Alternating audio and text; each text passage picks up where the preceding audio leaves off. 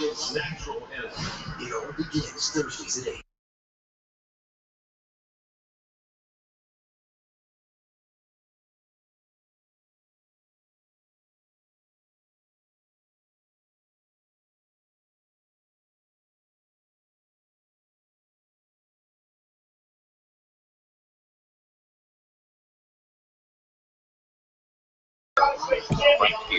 you doing, guys? Anybody that's online, it's very important that you see this video and take this accelerated crash course that's online. And happy 4th of July. And I hope you enjoy this crash course that's going to show you where your money is going to. So enjoy the crash course, and it's going to begin in about 2 minutes. The crash course will begin, and if you have any questions, at the right hand side you're gonna see you can ask me any questions that you want, and I will get back to you. And I'm live right now, so please enjoy this video, and please take this video. I know it's 4th of July and everybody's busy, but this crash course is going to be live all night long into August 1st, 2014. It's very important that you get this message and you watch this video and take the crash course. It's free. You don't have to pay a dime or nothing. If anybody relates to this financial literacy issues and have any issues and enjoys their crash course, please share it with everybody that you know, and everybody that you know in your family, friends, co-workers. Enjoy. Happy 4th of July. Crash course will begin in 2 seconds. We are live.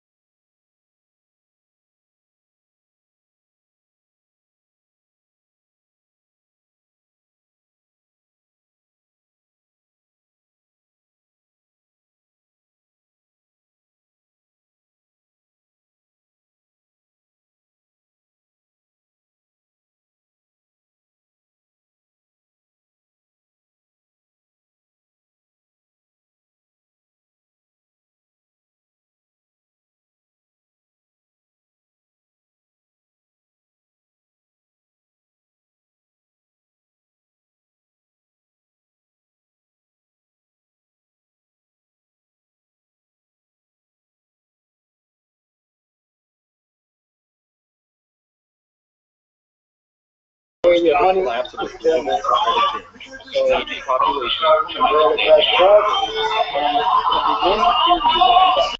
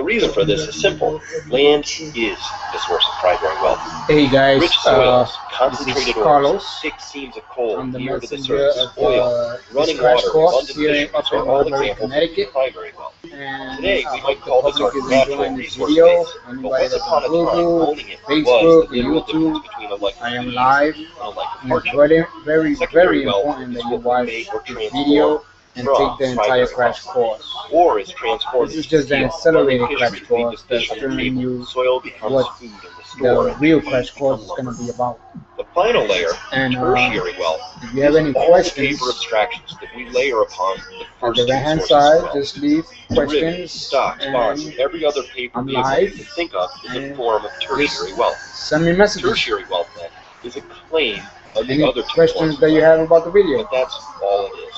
And if you Tertiary want to take wealth the crash is a claim course, on just send me a sources message. of wealth. It is not It's the free. source of wealth itself. The distinction is vital. Without primary wealth, there cannot be secondary wealth. And without secondary wealth, there cannot be tertiary wealth. They form a long chain of wealth that begins with the abundance of the earth and ends with some impressively complicated paper-based abstractions that even the brightest Wall Street minds don't seem to fully understand. In fact, without the prior forms of wealth, tertiary wealth has no value at all. Which is very important to understand because for many of us, tertiary wealth is all that we know. It seems very real to us, and we base much of our future expectations based on how much of it we hold. What about money? How does it factor into the wealth story? Money can be, and even should be, a store of wealth, but it's not wealth itself. The same as a stock, bond, or derivative, money is a claim on something. And that's all it is, a claim. It's not actually wealth itself. Money has value because, and only because, it can be exchanged for something, which, if we go far enough along the chain, is always a form of primary or secondary wealth. As long as money exists in a delicate balance with actual sources of wealth, then it will retain its perceived value. In times where money is overabundant or resources are scarce, the relationship can and usually will change dramatically, a process we call inflation or deflation, depending on the circumstances.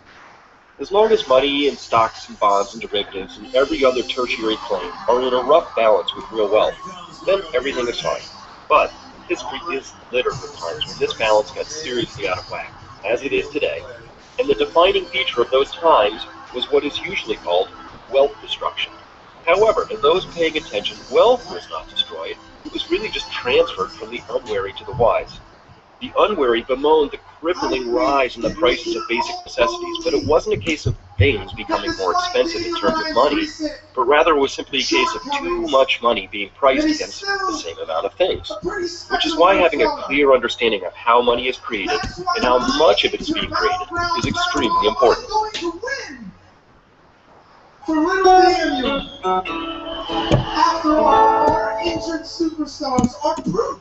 Now we're going to travel to the headwaters to discover where money is actually created. The process works like this. Suppose Congress needs more money than it has. I know, that's a stretch. Perhaps it's done something really historically foolish, like cutting taxes while conducting 2 wars at the same time. Now, Congress doesn't actually have any money, so the request for additional spending gets passed over to the Treasury Department. You may be surprised, or dismayed, or perhaps neither, to learn that the Treasury Department essentially lives hand-to-mouth, and rarely has more than a couple of weeks of cash on hand, if that. So the Treasury Department, in order to raise cash, will print up a stack of Treasury bonds, which are the means by which the U.S. government borrows money. A bond always has a face value, which is the amount it will be sold for, and it has a stated rate of interest that it will pay the holder. So if you bought a bond with $100 of face value and paying a rate of interest of 5%, then you'd pay $100 for this bond, and in a year, you'd get $105 back. Treasury bonds are sold in regularly scheduled auctions, and it is safe to say that the majority of these bonds are bought by big banks and by sovereign nations such as China and Japan. The money that is used to purchase these bonds then gets sent to the Treasury Department's coffers, where it is distributed for the usual array of government programs. I promised you I'd show you how money first comes into being, and so far that hasn't happened, has it? The bonds are being bought with money that already exists. So where does money come from? Money is created by this next mechanism where the Federal Reserve buys a treasury bond from a bank. If you've been wondering what the so-called quantitative easing, or QE programs are, this next bit describes them. When the Fed buys a bond from a bank or other financial institution, they simply transfer money sufficient to cover the cost of the bond to the other bank, and then they take possession of the bond. It's that simple. A bond is swapped for money. The Fed has the money, the bank has the bond, and they are exchanged. Now, where did the Fed get the money to buy the bond? I'm glad you asked. It literally comes out of thin air. The Fed simply creates money when it buys this bond. Such newly created Fed money is always exchanged for a debt instrument, be that a treasury bond, a mortgage-backed security or MBS paper, or even corporate debt on rare occasions. So we can now put the title on this page. Don't believe me? Here's a quote from a Federal Reserve publication entitled, "Putting It Simply." When you or I write a check, there must be sufficient funds in our account to cover the check. But when the Federal Reserve writes a check, there is no bank deposit on which that check is drawn. When the Federal Reserve writes a check, it is creating money. Wow, that is an extraordinary power. Whereas you or I need to work to obtain money and place it at risk in the markets to have it grow, the Federal Reserve simply prints up as much as it wishes whenever it wants and then loans it all to us via the U.S. government with interest. Given the fact that over 3,800 paper currencies and a few metallic ones have been rendered worthless due to mismanagement, wouldn't it make sense to keep a very close eye on whether or not the Federal Reserve is acting responsibly with our own monetary unit? What if they're overdoing it and printing too much? Because this is such an extraordinary power to have, we really should pay close attention to what they're up to.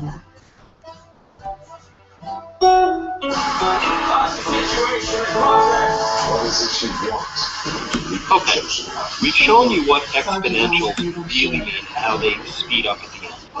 Remember, all that's required to create an exponential system is that something, or anything, must be growing by some percentage over time. And we've looked at the theory and the mechanism behind money creation, where we learned that all money is loaned into existence. But is this a bad system? Do we really need to concern ourselves with understanding how money works? After all, perhaps money and debt don't have to be exponentially growing at all. Perhaps there's a subtle way to pay it all back that's hard to see in the mechanism. That's always possible. So let's look at it directly, using only data that either comes from the Federal Reserve itself or from other official U.S. and world governmental bodies. Since all money is loaned into existence, money and debt often behave the same and exhibit the same growth patterns. Only, debt should be larger because that's how the system is designed to operate.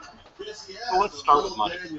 This is a chart of money using data from the Federal Reserve, and I think you can easily appreciate the shape of this chart. We might be tempted to just call it exponential and leave it at that, but scientists have a way of measuring these things that I think you'll find interesting. If you happen to strip out the labels from both axes, just gave you the data, ask me as a scientist, what sort of a thing might we be measuring or looking at? And what we could tell about it? I try to recreate the data with a math formula to better understand what's going on. This process is called curve fitting, and it works like this. You take your data, and then try and match it as well as possible with a variety of math formulas. The better the match, the better the so-called fit. The way we measure these fits between our idealized math formula and the data is with a number that falls between 0 and 1. This number is called the coefficient of determination. The closer to 1 we get, the more perfect the fit, and the more confident we are that our data and our math formula are somehow related to each other. Conversely, if we get a number close to 0, then there's no connection at all between the data and our trend line. As a scientist, I used to get excited by results that were in the vicinity of 0.5, halfway between 0 and 1. By 0.6, I was pretty excited. By 0.7, we had some very solid results to report. By 0.8, stop the trials. We've got a winner. By 0.9, we might begin to suspect that the draw is well. So let's go ahead and fit an exponential curve against our money data and see what we get. Oh my gosh, would you look at that? A nearly perfect fit and a result of 0.99. Our money supply, even with the wiggles and jiggles along the way, 2008 has been growing. exponentially. And not just sort of, but almost perfectly. Far better than any results I ever derived in the laboratory, that's for sure. Take a quick peek at the left axis here and note that the money supply tops out at about $12 trillion. Now, let's go over and look at the debt side of the story. This chart is of total credit market debt. The data comes from the Federal Reserve and includes everything in America that counts as debt within the banking system. It includes state debt, federal debt, household and corporate debt. Auto loans are in there, as is federal borrowing, student loans, mortgages, state bonds. It's everything. No, not everything. What's not in here is the money the federal government has borrowed from the Social Security Trust Fund. Nor are the unfunded liabilities of the federal entitlement programs in here, nor any state or municipal pension shortfalls. This is just debt, plain and simple.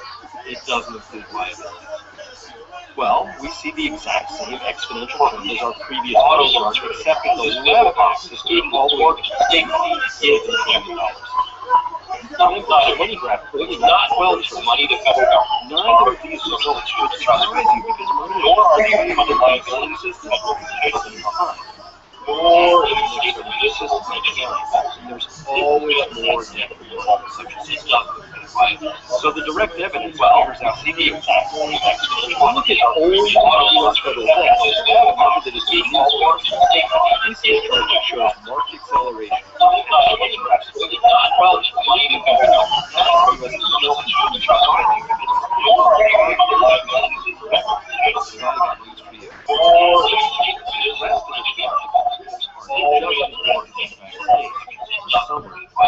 So the direct evidence 2013 study concluded that the world's developed economies were carrying over 375% of debt as compared to the gross domestic product, or GDP. Why is this important? Because if the total amount of debt is what a nation owes, then its GDP is income. In all of history, we have exactly 0 examples of any nation ever climbing out from under a debt load greater than 260% as compared to GDP. A while back, the BBC put together the perfect chart that illustrates just how ridiculous it is to think that somehow indebted nations can borrow from each other, just until they get back on their feet. The width of the arrows indicates just how much external debt each country owes to others. Here's France, Spain, Portugal, Italy, Ireland, Greece, Japan, Germany, the UK. Finally, roll please, the United States. It has to be asked, if everybody owes everybody more than has ever been owed by any individual country before, in which parallel universe is it possible for countries to lend each other back financial help? Hopefully we can share the point of view that insolvent entities cannot toss each other meaningful financial lifelines. At best, they can delay the day of reckoning by extending each other the courtesy of not talking about the situation in such a way as to call attention to everybody's precarious fiscal condition. Next we might think, well, what if we just wiped all those debts out and started over? In theory, I suppose that's possible, but in practice, it's impossible, at least without somebody eating the losses. For example, it's not that the U.S. owes France as a country, but U.S. debt is held by specific companies, including pension funds, endowments that might belong to universities, churches, and private individuals. So hitting the reset button means that retirees, schools, and churches would be left with massive losses, and most likely would be wiped out. So that's not really an option. The only real option, the one presented to us in virtually every news article and political utterance, is economic growth. It is through the miracle of economic growth, vast, huge, enormous, unspecified, certainly dramatic economic growth, that all of this debt and money are supposed to be paid back. Well, there's just one wrinkle to that story. Gross domestic product, or GDP, is what you and I might more casually call the economy. And that cannot grow exponentially forever unless it has access to infinite resources. If they had access to infinite resources, then our monetary and economic systems would work perfectly forever. But that's just not the case. For some things, this is a big problem, but a future problem for future generations. I'm here to tell you it's a very big problem right now. And the main reason I think that is because The primary fuel for growth, the most important one of them all, is oil. And it is now and forevermore going to be expensive compared to the past, and even more expensive as we progress into the future. And here is where the story gets really interesting.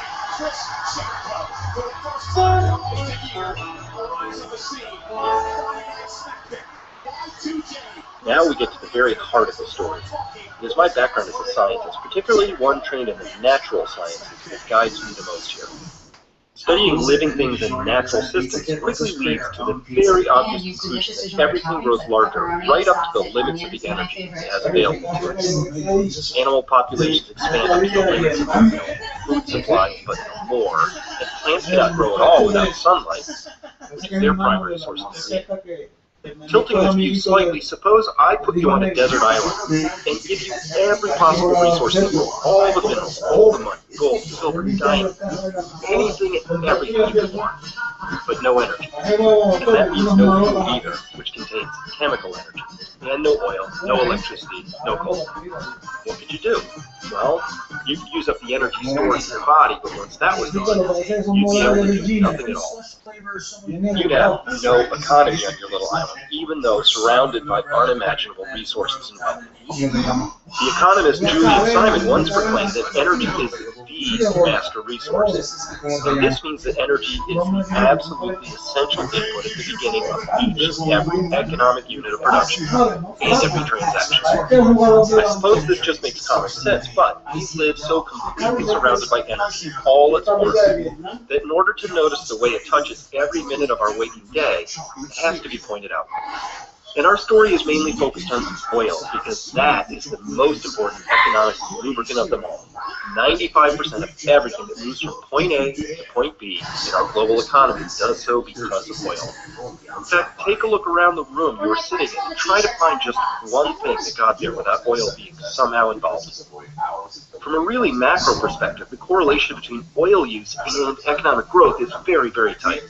In fact, we can tease out a very simple relationship that has held for over 5 decades, and that is that every 1% increase in global GDP required roughly a 1/4% increase in oil production.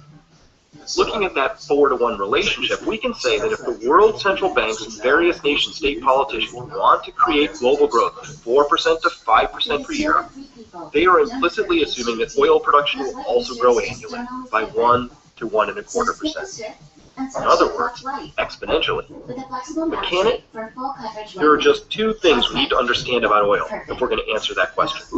The first is that we shouldn't really concern ourselves only with the amount of oil that comes out of the ground. What we should really keep our attention on is the net energy we get from it, meaning the energy that's left over after we deduct what we had to use to get the energy in the first place. To illustrate this, suppose I told you that we had just found 100 billion barrels of oil in the ground. That would be awesome, right? Now, what if I told you it was in the center of the earth and would cost us 200 billion barrels of oil to go and get it? Oops. That would mean we'd be using more energy to get the oil than we'd be getting in return, and that means it would be a losing proposition. The important point here is that society does not run on the total amount of energy, but the surplus energy that's left over. As soon as you are spending 1 barrel to obtain 1 barrel, there's no surplus energy, also called net energy, to go around for the rest of society to use in all the myriad ways that we collectively call the economy. As you drive around on smooth roads and over gigantic iron bridges, walk into stores and see the incredible displays of material abundance to purchase, or look up and see planes crisscrossing the sky, I invite you to look beyond the obvious and see the energy that makes all of that possible. So net energy is the first thing to keep in mind. The second issue is that we are past the peak of cheap oil. There's no debate at all about this idea. Now, I'm sure you've heard recently there's something of an energy revolution going on in the United States. The current story goes that the United States is producing more oil than it has in a long while, that the U.S. will someday be a net exporter of oil, and that this is all due to a technological revolution. Those statements, in order, happen to be true, completely false, and not exactly right, respectively. Yes, the U.S. is producing more than it has in a long while. That is true. But the only way the U.S. could ever be a net exporter of its oil is if internal demand drops by an unthinkable 4 or 5 million barrels per day, while domestic supply increases by at least another 2 or 3 million barrels per day. As for the final point, we've known about the shale beds for decades and have had the technology, usually called fracking, for decades as well. What we didn't have was oil safely over $60 a barrel. It wasn't technology and good old-fashioned ingenuity alone that unlocked the shale oil deposits, but price. But what if oil drops back down below $60 a barrel? Well, then the activity in the shale plays would come to a complete halt, because it just wouldn't pay the drill. Even if you aren't familiar with all the complexities of the global oil market, fracking and all the rest, if you drive a car or heat your home with oil, you know this. Oil is no longer cheap. It's been over $100 a barrel for a few years. The reason for that is simple enough to understand. Cheap stuff is gone, and we are now paying the price required to get the harder, the deeper, and more difficult to extract oil out of the ground. And someday, that too will be gone, and we'll move on to the even harder, deeper, and more expensive to produce oil that will then remain. Oil is now expensive, and it will stay that way. Cheap oil is forever in the rearview mirror. But here's the important point buried in that statement. Expensive oil is the same thing as lower net energy oil. We don't run our complex society and intricate global economy on oil deposits, but on the surplus oil left over after exploration and production take their required cuts up front. Expensive oil tells us that there's simply less left over as surplus to fuel the global economy. Just as importantly, our ever-growing piles of money and debt are implicitly assuming that there will always be a larger economy to match them against. And that assumes there will always be more net oil energy in the future. This is a colossal bet, and if it turns out to be wrong, if the premise itself is incorrect, then, Houston, we have a problem. How far past the peak of cheap oil are we? Well, when it comes to any resource, be it a mineral or oil, you have to find it before you can produce it. The trend in world oil discoveries is quite illuminating. This next chart shows world oil discoveries by decade for the world, and the left axis is in billions of barrels. In the 1960s, the world discovered nearly 500 billion barrels of oil. And this oil that we found back then was all cheap oil, located near the surface and freely flowing, no fracking required. Now, it's true that the shale plays have the potential to change the shape of this chart. If we take the most aggressive estimates of U.S. shale reserves, some of them provided by the oil companies themselves, so take them with a grain of salt, and then add them back to this chart, what do we get? Well, while this is nothing to sneeze at, the discoveries are actually quite modest by historical standards. Again, these shale plays are wonderful and magnificent in many ways, but what they are most certainly not is cheap, nor is abundant as past discoveries. Interestingly and tellingly, the world more than doubled its expenditures on oil exploration and production activities between the years 2005 and 2012 from $300 billion to over $600 billion. What would you expect would have happened to production based on such a huge increase? I would have expected the same thing, a pronounced increase in oil production, but we saw no such thing. Give or take, there's roughly the same amount of oil being produced globally today as there was in 2005, only we're spending twice as much in getting it out of the ground. Okay, so here's the summary. Oil is the most important resource of them all for a growing economy. It is the master resource, and that resource is no longer cheap, which means we have to dedicate more and more energy to simply producing energy, leaving less for everything and anything else we might choose to do economically. But while there's still plenty of oil left, it is highly doubtful that we'll be able to produce a lot more than we currently do. Perhaps a bit more, maybe even 5%, 10%, maybe more, but it's going to come at a cost. We'll experience that as higher prices, but underneath, you now know that it's really the declining net energy that's the main problem we face. The really big predicament here is that our entire money system, including all the debts and the currency, as well as all the unfunded liabilities, can be met if and only if we have sustained permanent economic expansion. When the time comes to admit that we cannot have permanent economic expansion, we'll also have to admit that we cannot grow our debt levels any further. That day is not far off, and when it arrives, everything will change. These are all very big, very powerful trends that are right here, right now, and anybody can Google up the data and see it for themselves. or see it at the pumps every time they fill up, or more carefully see it in rising food stamp usage and struggling dual-income households as less net energy translates into less available to go around, which means it's just not as easy to get by as it once was. If this trend of humans going after ever scarcer, deeper, more dilute, and generally poorer resources was limited to oil, we might be tempted to think there must be some way around it. But that's not the case. That basic theme can be found everywhere, all across the globe, and it tells us a lot about how the future is going to unfold.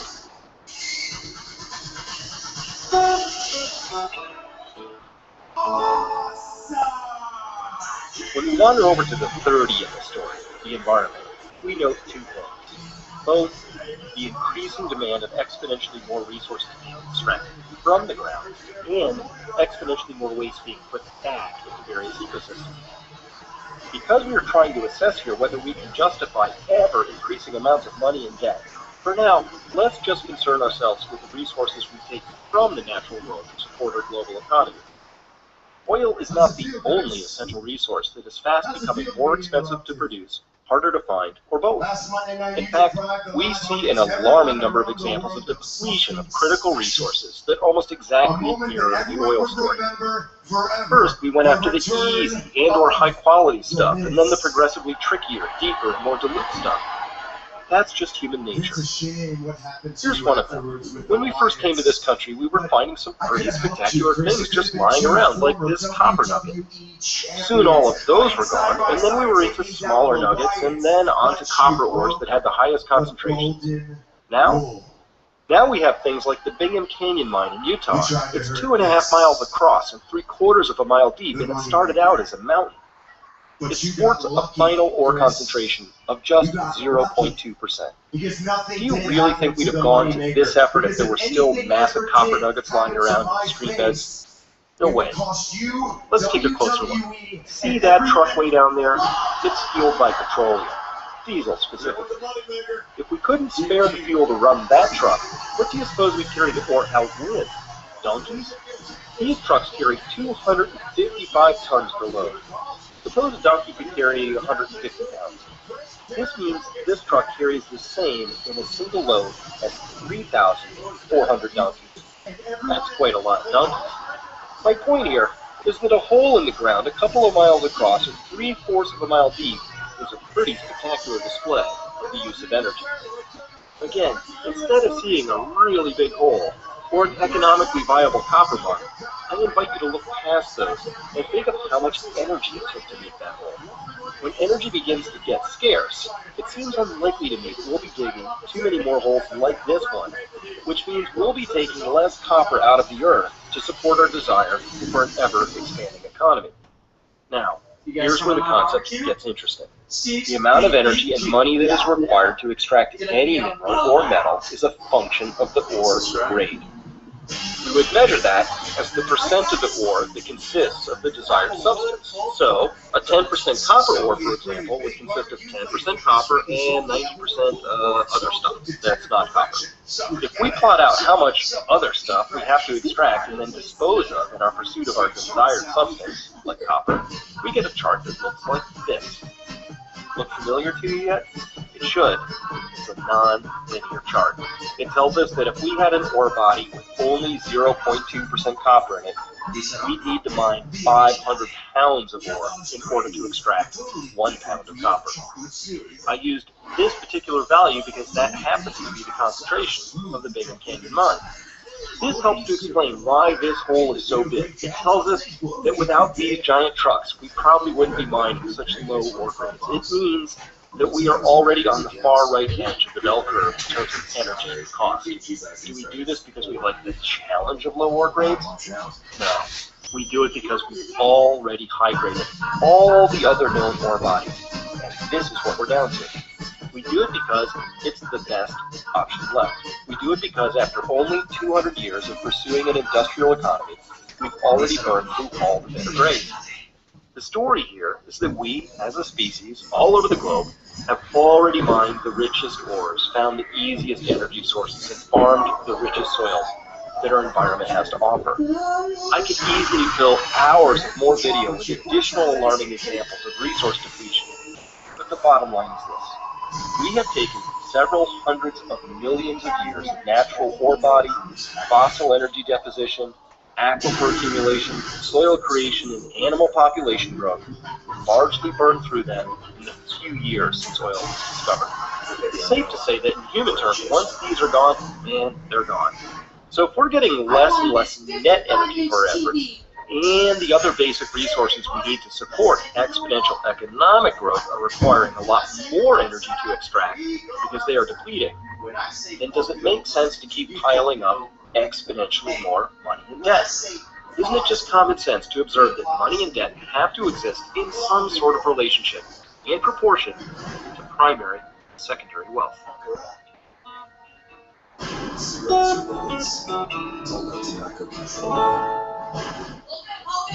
At some point in this story, it becomes the case where we can either enjoy more prosperity or more growth, but not both. Growth requires energy, and growth also requires that there be an excess of stuff that can be dedicated to the effort. The basic ideology of growth can be summed up in one word: more. To grow, you always need more. But to be prosperous, you at least need enough. All of the developed world's bond and stock markets are priced with the implicit and explicit assumption baked in that there will be continued future growth in the economy, corporate earnings, money supply, debt, and all the rest. But what if that growth never arrives? What then? Without robust growth, those markets will be worth a lot less than their current valuations, and that's a huge risk for individual portfolios, pensions, endowments, and even social stability.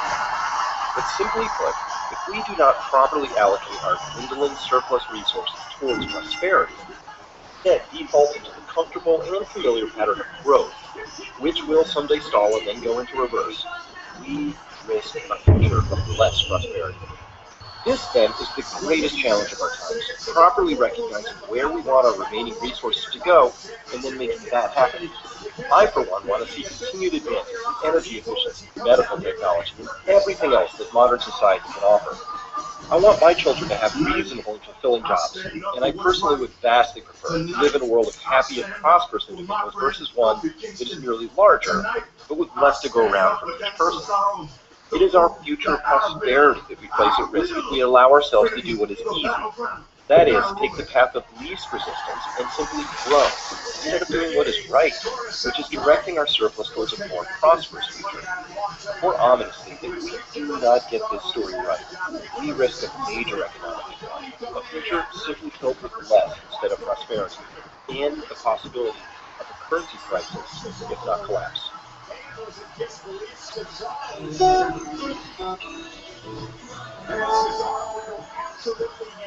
Now we can finally put all three E's in one spot. Our economy is based on an exponential money system that explicitly enforces a paradigm of continuous growth and implicitly assumes that the future will be much larger than the present. Growth requires energy. There is no getting around that. So the trends in energy stand in stark contrast to the major underlying assumptions upon which our entire economy and way of life are founded. Peak energy is a very real, very close prospect. In the environment, we see very clearly that humans have high-graded virtually every resource and are now working our way into poorer, thinner, deeper territory as we seek the resources that define our lifestyles. Biosystem stress is flashing warning signs on our dashboard, pretending that we can just carry on consuming as we have while the world population increases by 50% over the next 40 years is not a workable plan. In fact, it's no plan at all. I want to be sure to get this point across clearly. Our economy must grow to support a money system that requires growth, but is challenged by an energy system that can't grow. And both of these are linked to a natural world that is rapidly being depleted. Taken all together, it becomes quite clear that our challenge is to adapt to a world of less, not more. A world where we have to carefully prioritize and manage what we have left, versus hurriedly pursuing the next lower-grade resources to exploit. Let me close by saying that if I thought these represented unfixable problems, I would not have dedicated full time the past decade of my life to getting this warning message out. I am an optimist, and I want a better future of our own design. It's time to think big, develop a clear sense of priorities, and cast off the adolescent view that nothing bad is going to happen to us because so far it hasn't. And it's time to show that we care about future generations that are going to follow us. How do we wish to be judged? What is our legacy? For better or worse, you happen to be alive at one of the most dramatic turning points in our species history. It ranks right up there with climbing down out of the trees. The only real question is, what role do you want to play? Shall your life be filled with fear or a resolute sense of purpose? The only way these challenges can become insurmountable is if we let them by ignoring them for too long.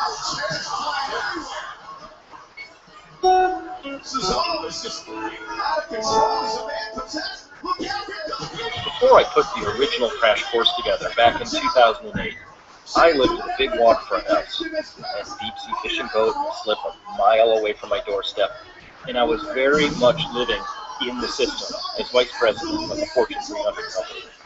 But once I brought all that information together, something shifted deep within me, and I knew I could no longer live my own life.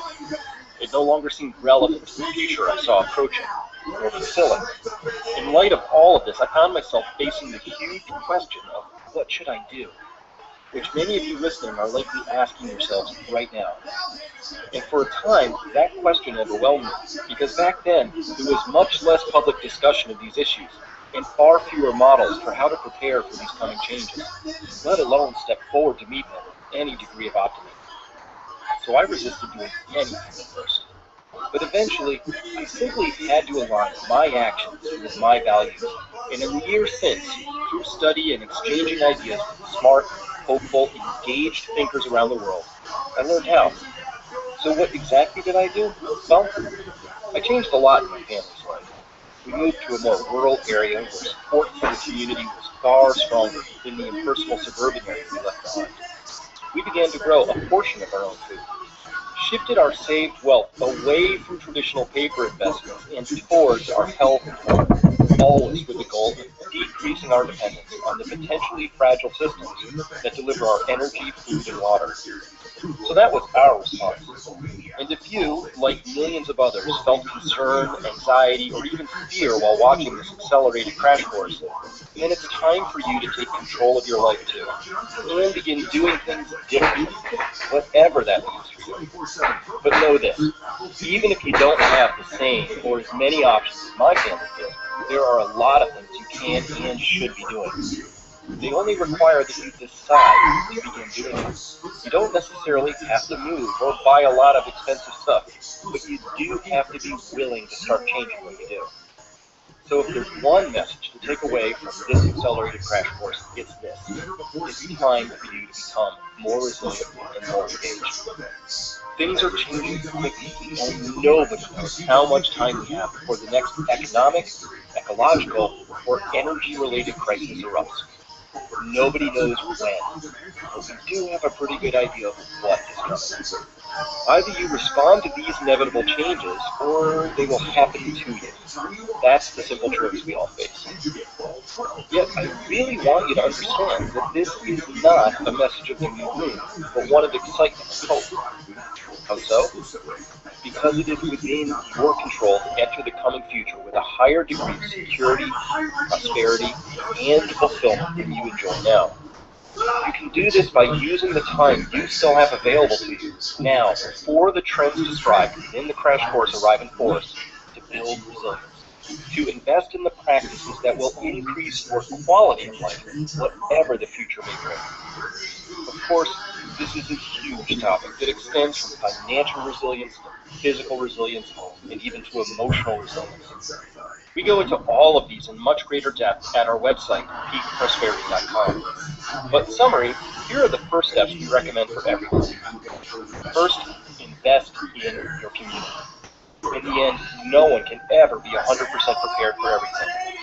The number one factor in your success in weathering any future shocks will be the strength of the community supporting you. Make and deepen relationships with those important to you. Be sure to know what role you play and why others will value it if difficult times arise. Number two, protect the purchasing power of your financial wealth. Given the extreme economic risks we've detailed in this video, we recommend everyone own at least some gold and silver to protect against the possibility of a currency crisis. For similar reasons, we're not big fans of paper investments at this time, like stocks and bonds. But if you do own them, we recommend working with professional money managers who understand the risks posed by the 3 E's. If you can't easily locate one on your own, we know a few good ones. Number 3, reduce your dependence on fossil sources of energy. This includes both decreasing your personal energy footprint plus potentially generating some of your own energy. For instance, adding a solar hot water heater to your house. With a little practice, you'll realize that a small number of changes to your current behavior can dramatically reduce your vulnerability to the price of oil and other fossil fuels. Number 4, source more of your calories locally. The produce in most grocery stores often travels thousands of miles to arrive there. Finding local food providers, plus possibly growing a small percentage of your food yourself, goes a long way to reducing your exposure to price spikes due to increased transport costs. Plus, you'll find that your food is a lot healthier and better tasting. 5, boost your emergency readiness. The one thing we can say about a future defined by the 3 E's is that there will certainly be surprises along the way. The difference between being even a little prepared for these versus not at all will prove massive. Use the time you have now to put in place emergency supplies for you and your family. Hopefully, you won't ever need to tap them, but if you do, you'll be very grateful you have the foresight to put them in place. Number 6, improve your health. A future of less energy means a future of having to do more things ourselves. In certain cases, medical care may either be too expensive or even unavailable at any price. Staying healthy, both physically and emotionally, will take on an entirely new and heightened importance. Now, these steps I've mentioned are simply a short list of responsible actions to the changes that are coming. Again, we spend a lot of time discussing a wide variety of possible responses in greater depth at peakprosperity.com because there are as many intelligent responses as there are different personal circumstances. But whether you are young or old, rich or poor, urban or rural, there are concrete steps you can take beginning the second you stop watching this video.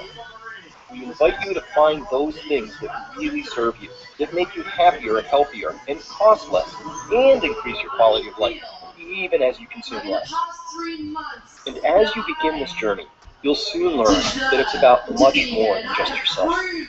Resilient individuals create resilient families, which in turn lead to resilient communities, then resilient towns and cities, and then resilient states and whole countries, and eventually a more resilient planet. By taking action in your own life, you open the door to a better future for all of us. Now, however you go about doing that, know that you have our support. If you'd like to join other like-minded people who are proactively facing our current and future challenges and opportunities head-on, please come visit us at peakprosperity.com. I think it's safe to say that the next 20 years are going to be completely unlike the past 20 years. Our mission at Peak Prosperity is to create a world worth inheriting. We eagerly await joining with you on that pursuit. I sincerely hope that you'll take the right actions now, while we still have time and resources, to position yourself wisely, so that for you and your loved ones, and the generations that follow, the changes brought by the next 20 years will be prosperous and joyous. The time of waiting has ended. Time for action is now.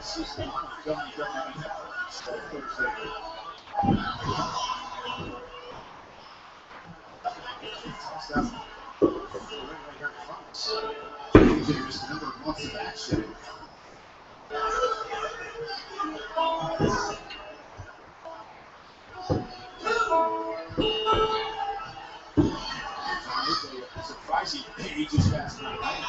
Mentioned she's missing time. Well, that's it's a bit rusty here. The team's champion of all time runs into a clothesline by Ava Marie. Putting a leg in a kick out. Surprising streak out of Ava Marie here. You know, Paige.